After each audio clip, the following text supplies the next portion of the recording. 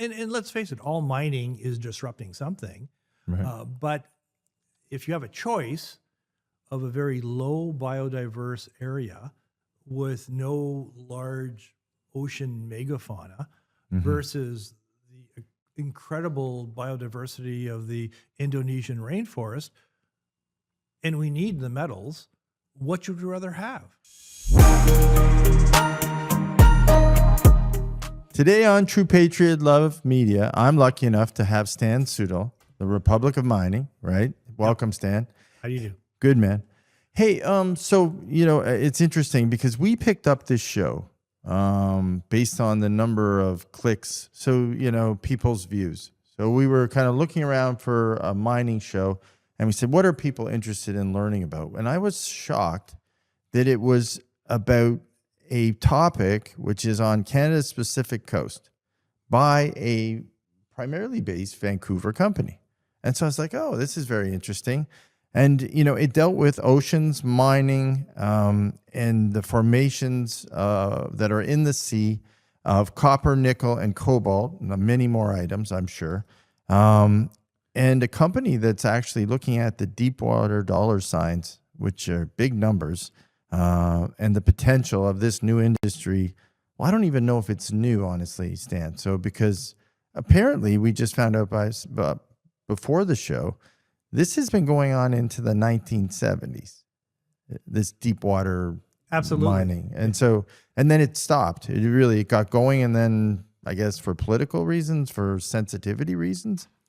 Probably it was just basically the old Inco, which was a major mining company in Sudbury, was very interested in these nodules at the bottom of the Clipperton area of the Pacific Ocean because they're nickel, copper, cobalt, and manganese rich. Right. So basically between those three metals, roughly 35% of these nodules are metallic, and you only have 65% waste.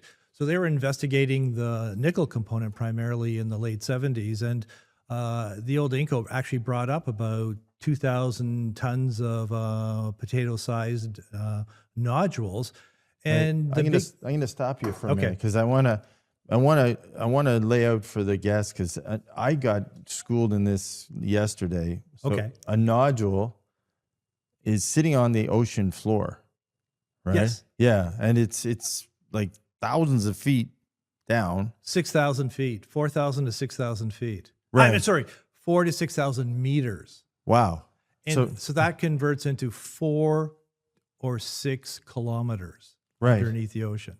Yeah. And so, and this company, this Vancouver company, this metals company. Yes. Right. They're basically been doing the research on pulling these nodules. Yes. Up. And these nodules, like, it's amazing. They've actually pulled like 3,000 tons out of it. There's a picture here I'll throw up for the viewers where and these nodules, which is interesting, they get kind of they get graded, right? And then the process is very interesting. We picked it up online. Pardon me. There's this big tractor looking grinder that goes down to the bottom of the ocean, and it kind of churns, picks up these nodules, pumps them up to the surface. Yes. And then they disperse all the other items that are pulled up, and they segregate them into their piles. Some of them going back into the ocean to go back down to the floor. Others, actually, the nodules going off to be grinded up and refined. Yes. It's almost like a desert because it's a very low light area of the ocean because it's so deep. Yeah. And it's just miles and miles of nodules scattered along the bottom of the ocean. And so you're basically trying to get some kind of machine to come in there and it's almost like potato picking and trying to separate that from the sediment. Yeah, and we'll throw it up on the screen for the viewers because it's really interesting. I was kind of captivated when I started learning about it the other day, and I'm like, wow, this is really interesting. I would have never thought. And when I originally, it's funny, Stan, when we came across this, I looked at it and I thought, I don't know if I like this. Because right away I'm thinking environmental challenges and everything else. and I'm like, I don't, is this is uncharted waters. And is that what happened in the 1970s? Because in the 1970s, as it got going, you mentioned Inco. What stopped it? Like, what kind of put the brakes on it? Because at that point in time, and of course, like I was saying, there's a lot of concern about in Sudbury because they thought that these nodules would shut down the mines in the Sudbury Basin. But the thing that really stopped it was that there was no rules and regulations. This was the 1970s, so the International Seabed Authority wasn't formed until 1994. So who actually had legal right to these materials? That was the big stumbling block then. And then it also this was 77, 78, 79. Then the market for nickel sort of crashed in the early 80s. So it kind of fell out by the wayside. It was based a mixture of legal security of being able to pick up these materials, who actually owned it, and the crash in the metal prices. And so it just got on the back burner, and that was that. So there's an entity that governs the sea, I guess. So, so there's a group. Talk to me about that for a minute. The International Seabed Authority, which is based in Jamaica, they basically were formed in 1994 to try to put rules and regulations on who can go in there and mine or gather these nodules. And there's a huge number of countries that are part of the International Seabed Authority, but the United States is not. Okay. All right. And currently, the International Seabed Authority has roughly almost 60 environmental NGOs as bystanders or people who basically follow what they're doing. And what has happened is it's become so political, and basically, of course, the environmental movement, anytime there's something new, it's like a green chicken little, a green chicken little, the sky is falling. This is going to destroy the entire habitat, the entire ocean ecosystem. Let's put aside that 1/3 of oil production in the world is coming from the ocean, and that hasn't destroyed the entire ocean ecosystem. We actually do a lot of aggregate mining from the ocean in shallower areas near the shoreline, right? For sand and gravel and cement. Yes, I knew that. And those are in more biodiverse, rich parts of the ocean, and it hasn't destroyed it. But in an area that is absolutely almost devoid of major fish fauna, if I can use that term, very cold, dark. Because of the depth. Yes, because at 6,000 meters, there's nothing living there. Well, there's things there's living. some stuff there. Yeah. Okay, but let's just throw in the context. The Clipperton Zone is roughly 4.5 million square miles. Not square kilometers, sorry. And people will go, oh my God, that's so big. But it's only 1.5% of the territory that is under the oceans in the world. Right. And the Clipperton Zone is off of the... in between Hawaii and Mexico. Right. And so that's the expanse of... That's why it's so big. Yes. Right. Okay. And so people, so the environmentalists are going, well, this is uncharted territory, but actually the metals company has spent around $250 million over the past, decade or a little bit, doing environmental monitoring and testing, and they've had a lot of seasoned oceanographers and other scientists who are looking at this, and they may not agree with some of the rulings, but there is. The impact isn't as bad as they make it out to be. Now, if you take a look at, and I guess the big analogy is, look at what's happening to the rainforests, the biodiverse rainforests in Indonesia, where they're strip mining for nickel and cobalt. It's almost a crime against nature, because you're not going to replant the tropical rainforests; they're never going to be the same. Versus in this area, which is a tiny micro dot of the Pacific Ocean, you're going to have some disruption. And let's face it, all mining is disrupting something. Right. But if you have a choice, of a very low biodiverse area with no large ocean megafauna versus the incredible biodiversity of the Indonesian rainforest, and we need the metals, what would you rather have? Well, let's talk about the metals for a minute, because Okay. you hit on a, that's interesting. I want to make sure the viewers, because this is, environmental issues. It's easy to get passionate. Yeah. And right away, my mind went there right away. I thought, okay, this is the ocean floor. We must cherish it, and all this good stuff. And then, I started going through the list of items. So, you've kind of named a few of them, nickel, cobalt, copper, magnesium, Manganese. manganese. But is it rare earth? Is this where I always get kind of critical minerals versus rare earth minerals, right? So this is where I kind of always, I got to get my mind straight. Okay. The nodules in the Clipperton region are potato-sized nodules that are basically nickel, copper, cobalt, and manganese. Okay. Manganese, So roughly 35% of one of these potato-sized nodules is metallic, 65% is waste.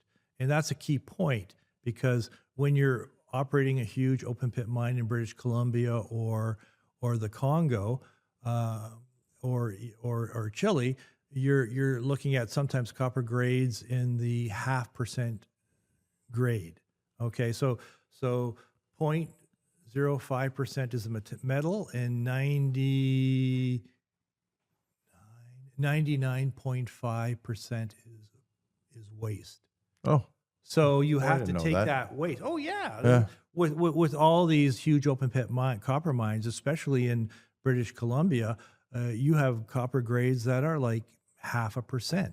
Oh. And 99.5% is waste. So you have to store them somewhere. Yeah. So these copper nodules are, they're rich. They're yes, dense. Yeah. absolutely. Oh, interesting. Okay. So that's a real plus. Yeah. Now these are in international waters. Okay, each country has a 200 nautical mile exclusive economic zone where they don't need to go with the International Seabed Authority. They can do what they want, Right. because it's their jurisdiction. Japan has found rare earth sediments in their deep mine area, in their ocean areas that are under their control. Okay. So you might have heard that the Japanese are digging up some of these rich rare earth sediments, I did read. bringing up to the surface, but that's in the Japanese exclusive economic zone. That is not the Clipperton area where there's nodule-sized potato-like rocks. That is exclusively nickel, copper, cobalt, and manganese. Okay. Now take me through. So they're used for car parts, used for construction, used for all these, the batteries, you name it, right? The cobalt and the nickel and the copper, manganese is obviously used in steel production.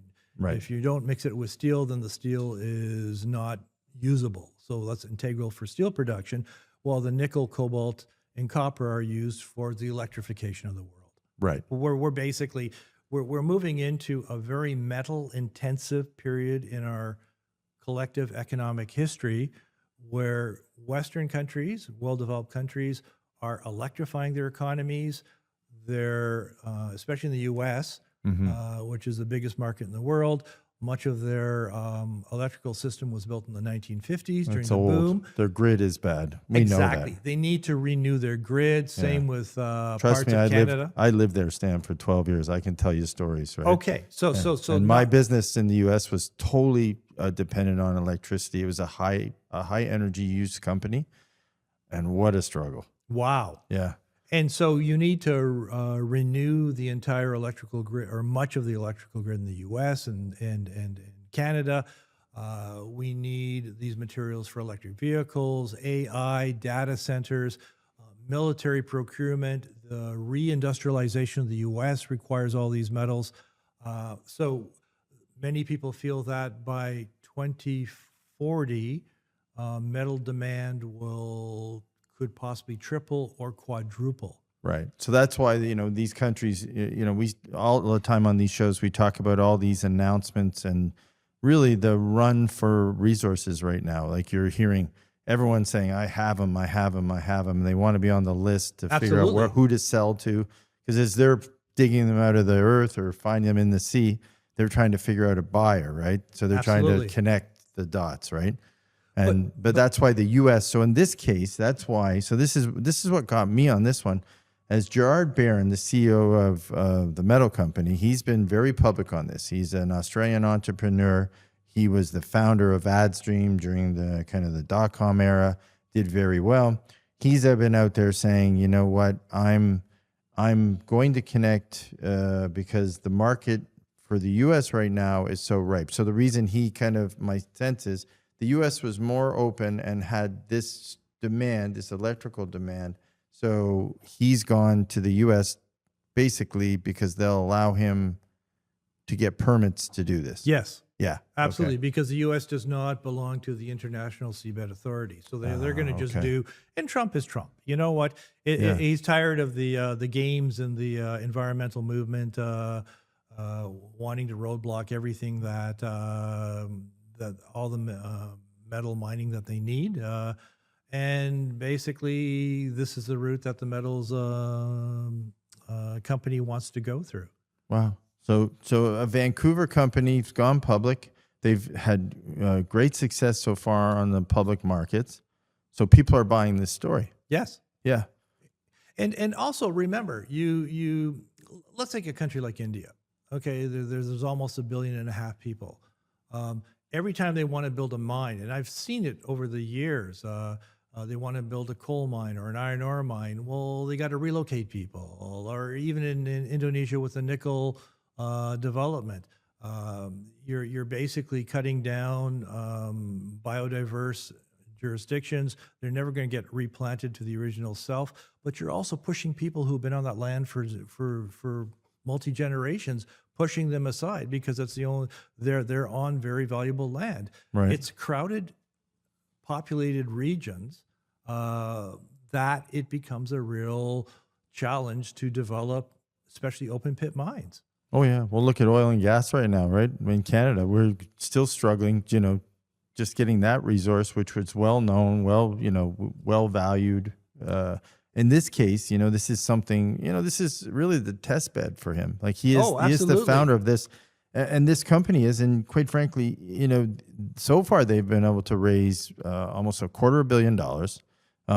They have to go a little further, and then from what I'm reading from their business plan, they actually have to get partnerships, contracted services to refine it, to do the tolling on it, and then get the shipping on it. So they have to get a fleet. So when they get this thing fully rolling, because once they get into it and they get the permit, the potential reserve value they're saying is about $23 billion. So they're going to have to get assets in tow, whether they're contracted or not, of about $4 billion to get this off the ground. It's a big initiative. But it's multi-generational. The resource is so valuable. Let me just throw off a couple of numbers. Estimates: 5 to 6 billion tons of manganese, 250 million tons of nickel, and we mine 3.5 million tons a year.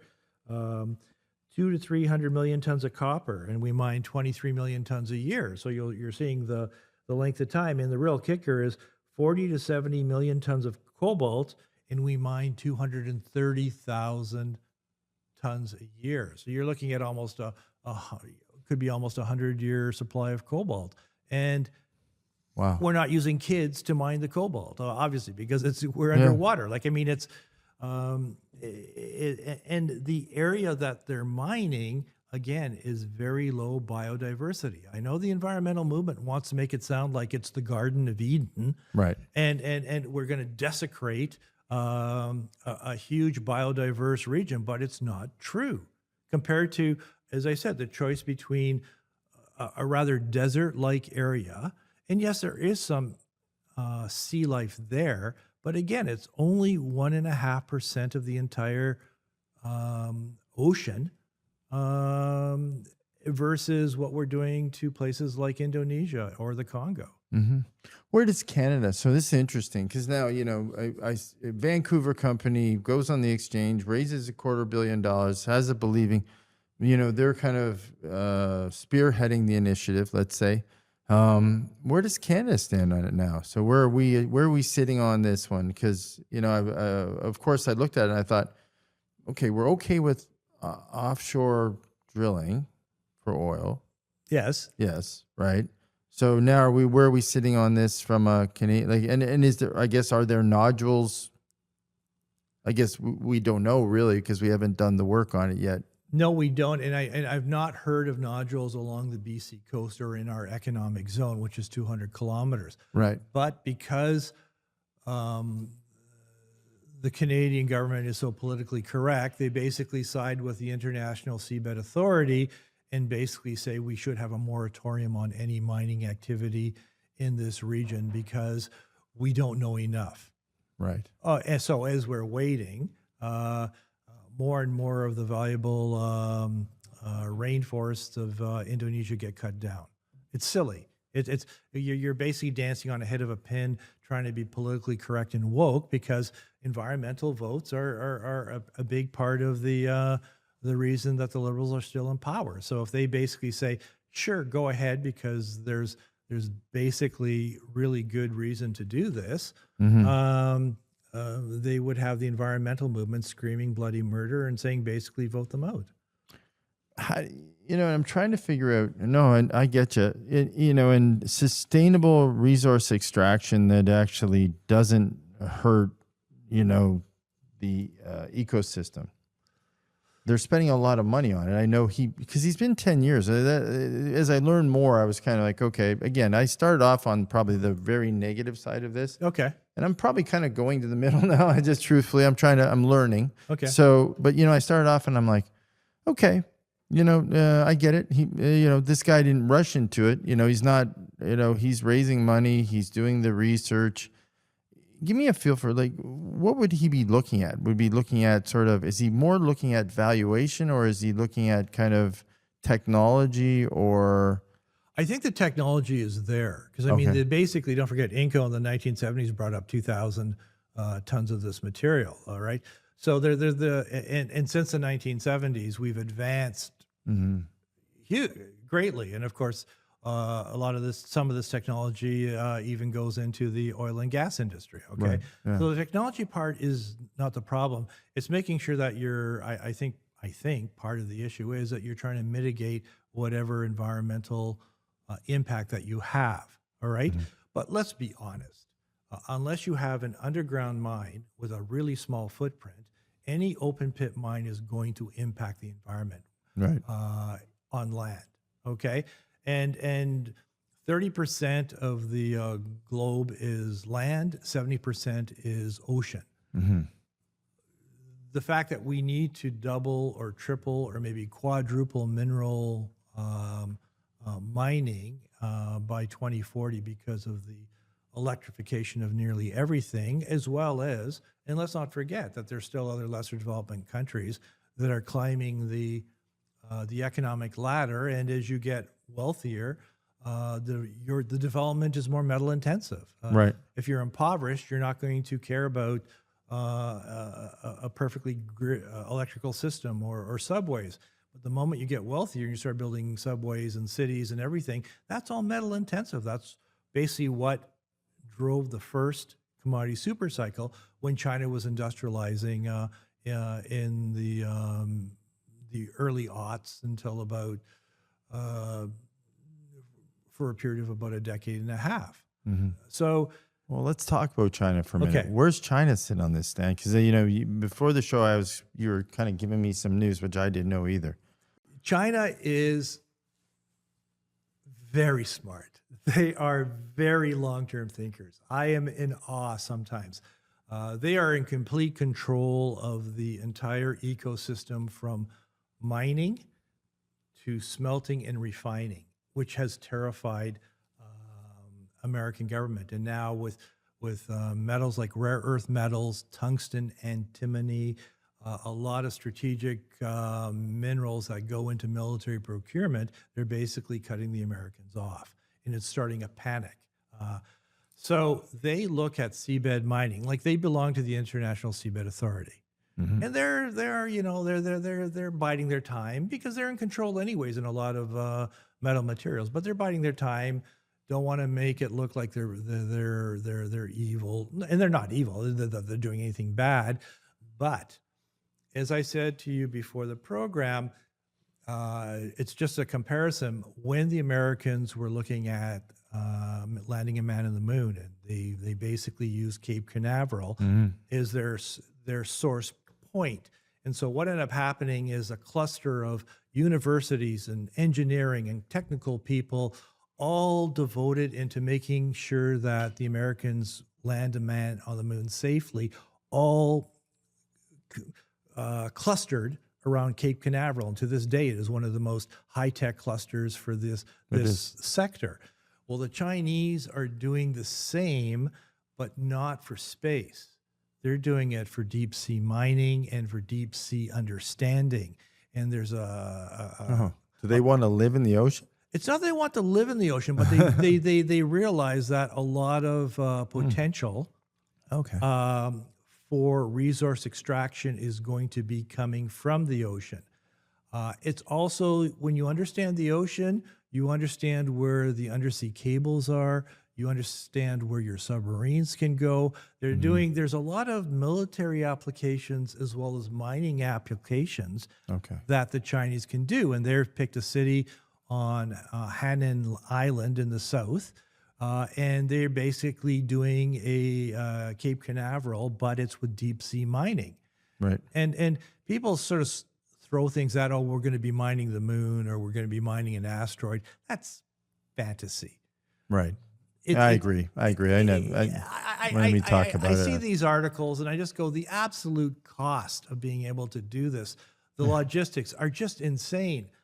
But under the sea, now that is something that you can do. And we've already, like the late 70s, we've actually gone in, brought these nodules up, but for a lot of reasons, we didn't move forward with it. But now with the shortages in a whole slew of minerals, in the geopolitics, and even in this country, indigenous issues that are slowing down development in the Ring of Fire,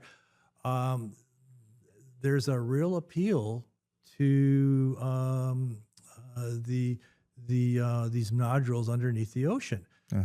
Yes, the environmental movement is going to scream and yell, and the Chinese just kind of probably roll their eyes and just go, "Who cares? Yeah. They don't affect us."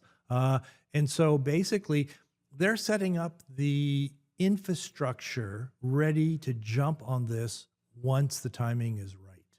Yes. And that is where the Americans need to look at and say, okay, we need to do another Cape Canaveral somewhere on maybe the Pacific coast, but focused on deep sea mining in the ocean. We need to be as technologically as superior, as good as the Chinese, or else they're going to eat our lunch like they did with rare earths and tungsten and a lot of other material. Which is interesting because I was trying to figure that out before the show, because now you have the Trump administration kind of paving the way to give permits. You have a Canadian company out of Vancouver who's trying to do this hybrid model, as I mentioned, where they're shipping, they're tolling, their refining is actually through other countries and other, I guess, friendly countries to the U.S. Yes. So that's kind of where they're trying to. So I'm wondering how much of that is actually backed by the U.S., right? So how much of that is actually, because it's to their benefit, right? Oh, yes. Yeah. Yes. We are sitting kind of on the sidelines on it. We haven't, one way or the other than the fact that we benefit probably from more metals coming into the world. Yes. But we're sort of saying, okay, we're going to wait on this moratorium. The U.S. is kind of going all in on this, and the Chinese are sitting kind of just waiting to move as they do the research on it. Yeah, they're quietly setting up the infrastructure for the entire ecosystem that needs to be in play for deep sea mining of these nodules. And you need specialized vehicles, titanium clad to withstand the pressures of being 4,000 meters or 6,000 meters underground, how efficient can you scoop up these nodules, and with the metals company trying to mitigate any environmental, like there's not a lot there, but it doesn't mean they're going to be given, they want to dismiss what is there, and they want to be as environmentally sensitive as possible. Well, they're worried about, and I was going through it before. They're worried about migration patterns of animals, of course, of the fish and the marine life. So, that is the big thing. And then they're really worried about disrupting the marine ecosystem and the biodiversity of it, right? So, Okay, let's do a little backdrop on just what happens in the ocean. Okay, the first 200 meters are your most productive. That's where you have Right. your whales and your sharks and these big schools of fish. I just came from the Atlantic Ocean down in St. John's. Well, there you I go. get it, yeah. And so that is where a lot of economic activity, a lot of oil drilling. We use it as a transportation network. I think 80% of global trade is on the ocean. So you've got boats going willy nilly, and it is your prime biodiverse area with fish populations from 1 to 200 meters, from Right. 200 meters to 1,000 meters, and that is where the light hits. So you have photosynthesis. Yes. So you have a lot Growth. of activity going on. From 200 meters to 1,000 meters, there's still light coming through. Still a surprising amount of biodiversity, fish populations, jellyfish here. From 1,000 to about 3,000, less so.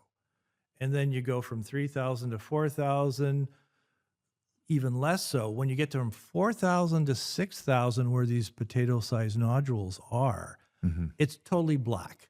Right. Okay, the pressure for fish populations, like sharks, don't go down there because there's nothing to eat. Right. Most of the creatures are smallish. There's some kind of 4-foot eel that is able to withstand the pressures and be able to eat whatever is there. But the biodiversity is probably, well, it is the lowest in the ocean ecosystem. Yeah. So, and again, you're working on 1.5% of the area of the oceans in the world. So even if you were to like be totally not caring about the ecosystem, it's certainly, the impact would be infinitesimal. But this company is basically, even with those constraints and very low biodiversity, they're still trying to mitigate their impact on that ecosystem. But we got to remember that ecosystem is, they make it sound like it's basically the Great Barrier Reef, Yeah. which is very shallow. Okay. It's not. Yeah. You I see get it. these coral areas and these clownfish and it's Saving Nemo and it's starfish and all this color.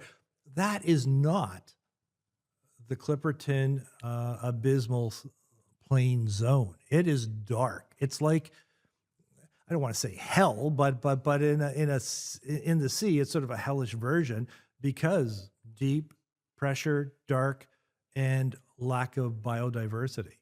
Right. So if you're going to mine someplace and disrupt it somewhat, this is a perfect place.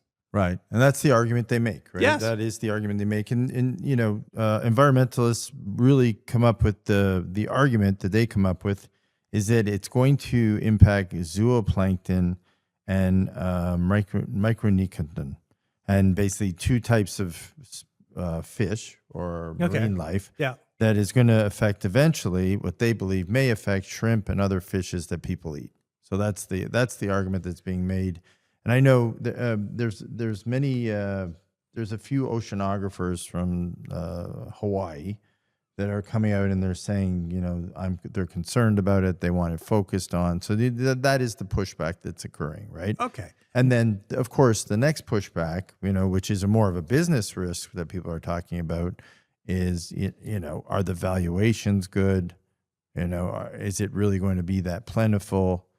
And that is always a business risk in any mining, Yes, right? So in any mining, absolutely. like, that one I find a little more interesting because that is really doing your, we watched a couple clips going into the show, and they're like, well, is it going to be successful? You've been at it 10 years, is it going to work? Well, you can ask that about any mining project, right? It really is, you do the best studies you can, you do the best research you can, you do the best test drills, you do whatever you do, right? And you come up with the best plan. There is some luck to it, right? But people say, well, you've been at it for 10 years, but something's changed dramatically with the second Trump administration. First, they understand the importance of mining. Number two, AI and data centers and EVs and the electrification of everything. People are starting to understand that the demand for metals is doing a hockey stick. Okay. And then on top of it, China is a major owner and refiner of a lot of these critical materials, especially materials that go into military procurement. So now there's a security supply. Okay. Much of the Indonesian nickel industry is Chinese owned. Yes, I did know that. Yeah. So you want to make sure that you're not dependent on the Chinese because of trade issues. And it's basically, the Americans want to be able to feel okay about where they get their metals from. And well, they said it even in their strategic defense plan. I do it on many shows. They come straight out and say it. They want to be in control of their own defense, their own procurement, their own, that is the Western Hemisphere strategy that they've actually been very, I always say on shows, they have it right on their website. For Canadians who want to get the real story about what Americans are thinking, you don't have to really look very far. You just go onto the White House website, and it's kind of funny. There are times I read Canadian media, and I'll be mainstream media, and I'll go to the White House website, and I'll just read what they're really saying. Yeah, the two are diametrically opposite. Yes. If our left-wing media would hold the environmental NGO sector is a big business. Sure. They are as big a business as the mining sector, the oil sector, the farmer sector. If our left-wing media would hold the NGO sector to the same accountability as they try to do with mining and oil and pharma, then it would be a great world. You'd get some balanced reporting. But it's basically anything the environmental movement says, our left-leaning media generally, as opposed to the National Post, have turned into PR stenographers. Well, they can't be wrong. They're NGOs. They're lying through their teeth. Mm-hmm. They literally, I read something this morning, and I'm just going, my God, that is just so wrong. But nobody challenges them. Part of it is it's complicated. Mm-hmm. Mining is complicated. Oil is complicated. Oh, it is. So you have someone who's done a PhD in gender studies and is now covering the mining beat. I'm making this up, but they may not have the intellect or the capacity to understand it. And this is what's coming across in Canada's media. Yeah, no, and I know that. I think I've shared with the viewers and yourself, Stan.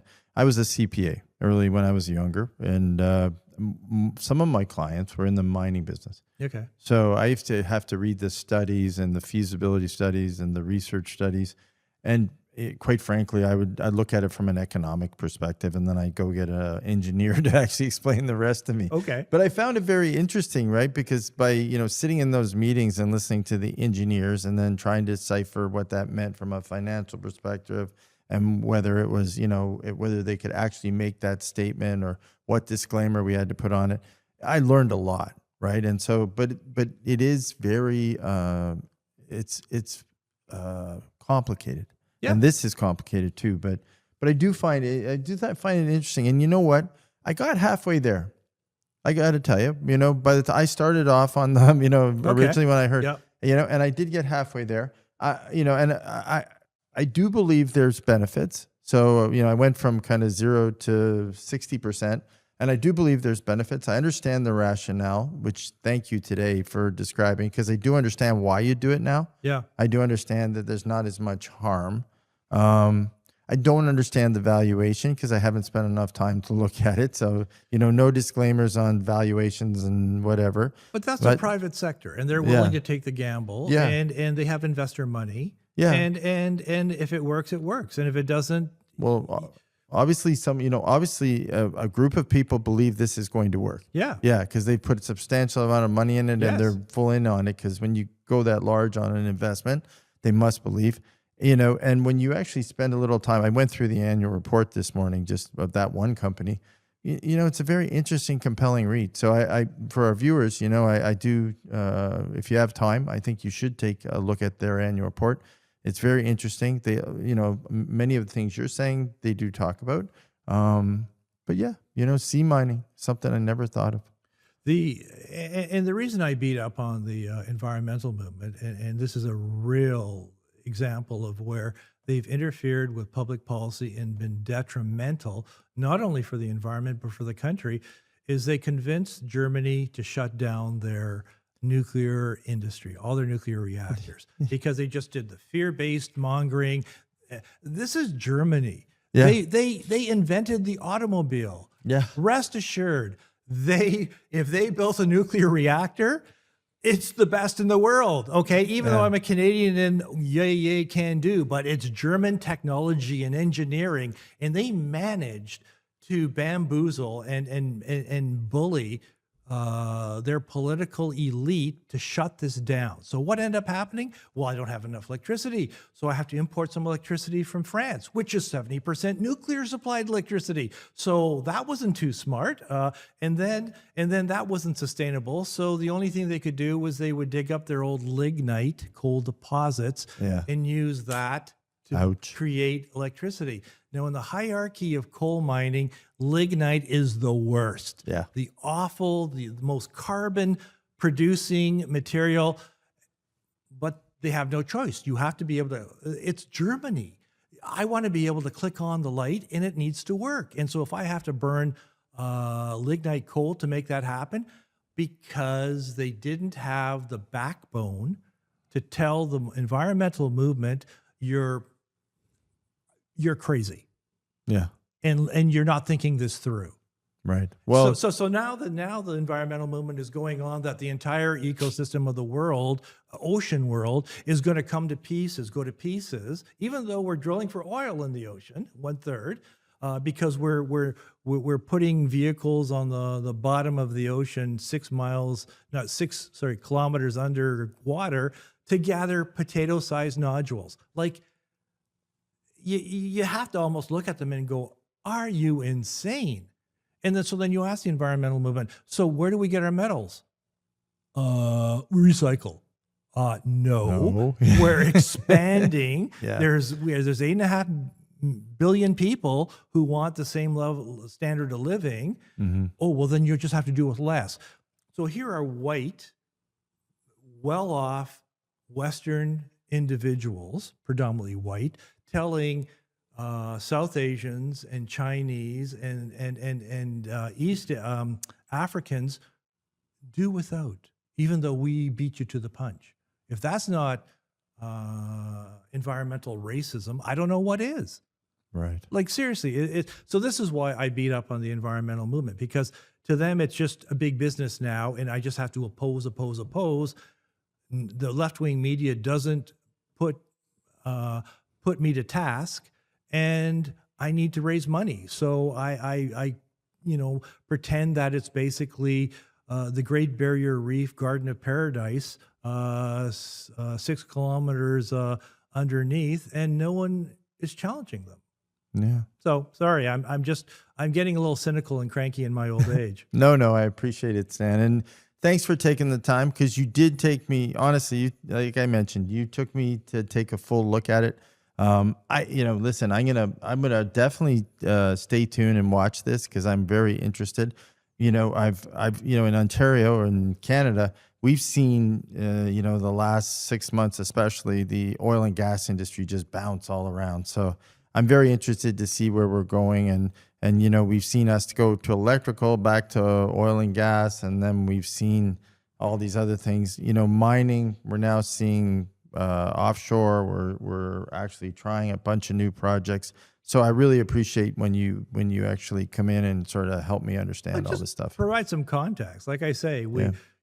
for decades now, we have no problem going to the ocean to drill for oil, but for some reason, it's cataclysmic that we're actually going 6 kilometers beneath the surface to basically gather potato-sized nodules that could make a real impact in the scarcity of critical minerals that we need. Thank you, Stan. Thank you. Looking for reliable and convenient personal safety products? Less Lethal has you covered. As Canada's only authorized Byrna distributor, we provide a range of products for recreation, protection, and security. Explore our Byrna launcher lineup, including the LE, SD, TCR, and Mission 4, designed for different levels of performance and protection needs. We also offer the Banshee personal safety alarm, designed to protect children, women, and vulnerable individuals. Because your safety is our top priority. Shop now at lesslethal.ca.